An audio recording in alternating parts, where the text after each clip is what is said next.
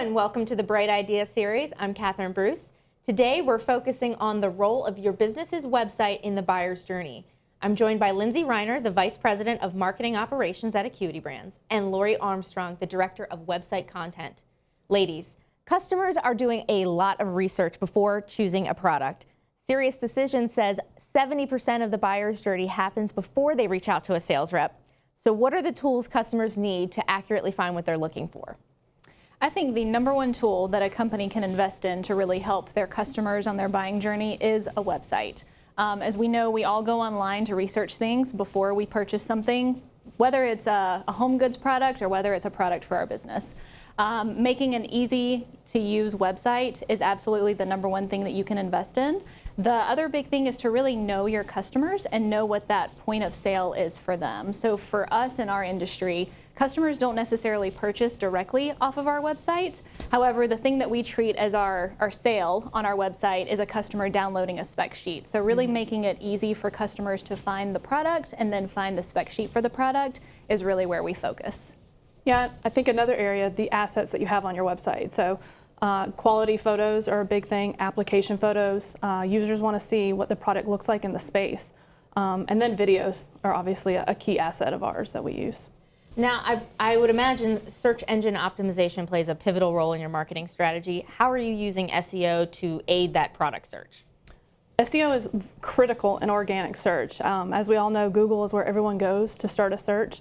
And so really the only method businesses have to communicate with Google is through SEO. So how you optimize your product pages, and that is what communicates to them how you want them prioritized, which ones are the most authoritative. So it's really an imperative aspect of any user's experience. Yeah, and to add on to that, the really big key there is knowing your customers and knowing your audience so that you know which keywords to really focus on and bid on as opposed to bidding on the wrong keywords. So within your website, what are some of the other ways and techniques you're using to get people to find what they're looking for? Yeah, so some of the things that we use are we really invest in our search engine. So we obviously talked about SEO. We invest a lot of time and money there. But the other thing that we really focus on is the search engine directly on our website. So really utilizing that technology, namely machine learning, to help drive customers to not only the product that they are looking for, but also a complementary or compatible product that they may not have thought of.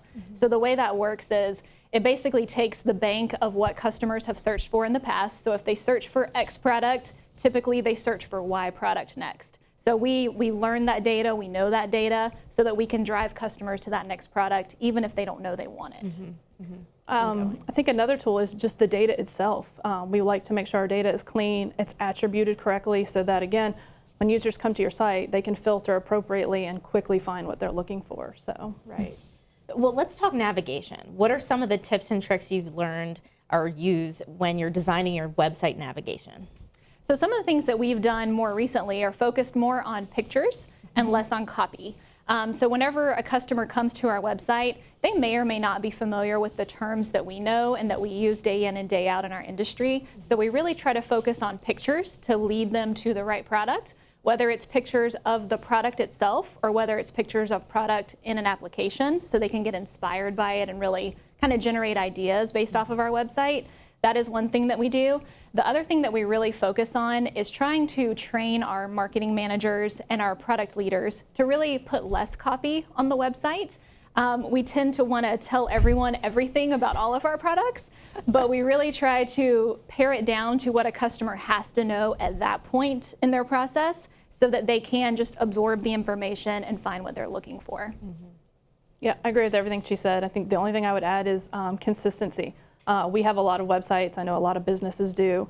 So consistency across websites. It could be across platforms. You might have mobile apps and stuff.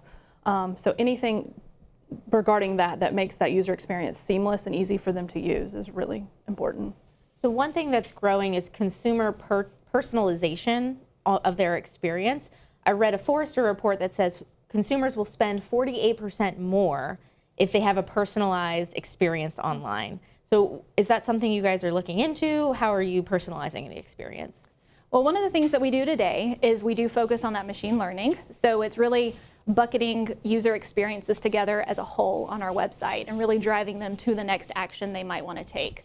Another thing that we are working on and looking into is really merging the customer experiences. So customers interact with us, whether it's on the website or on a transactional portal or any number of means in between. So we're really looking into how do we collapse and combine those experiences. So it's not only easier for customers, but also whenever they interact with us, we know exactly who they are and we know how to tailor content and different search experiences to them. Yeah, and I think a foundational aspect is having the right tools and technologies in place so you can identify your users. You obviously can't personalize content to them if you don't know who's coming to the site. So that's really key, is having those in place and basically a foundational aspect. Well, thank you, ladies, for joining us and sharing all of those insights. Much appreciated of your time. Please join us again for our next 2 episodes of Bright Ideas. We are going to switch gears and focus on the convergence of lighting and the Internet of Things.